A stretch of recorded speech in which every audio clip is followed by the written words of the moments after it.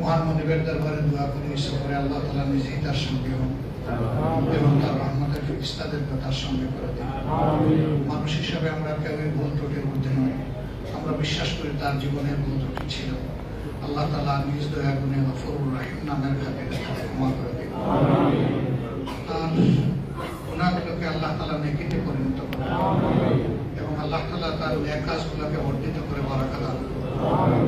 বরজাখের জিন্দেগিতে রব্বুল আলামিন তার কবরকে যেন জান্নাতের নূর দিয়ে প্লাবিত করে দেন। সেই সাথে আল্লাহ তাআলা শান্তির বাগানে যেন পরিণত করেন।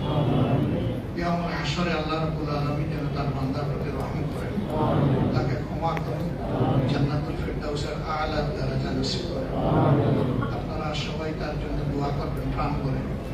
বিশ্বাস করি তিনি আপনাদেরকে ভালোবাসতেন এবং আপনারাও তাকে ভালোবাসতেন। এই ভালোবাসা আমাদের জান্নাত পর্যন্ত পৌঁছে যাবে এবং আমাদের সকল ভালোবাসা শুধুমাত্র আল্লাহর জন্য হোক।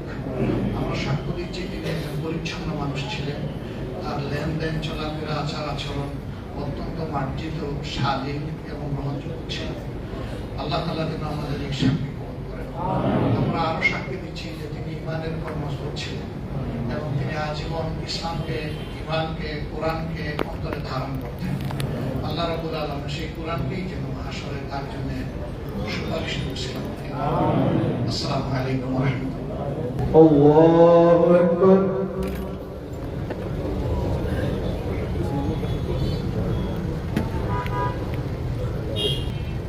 আল্লাহ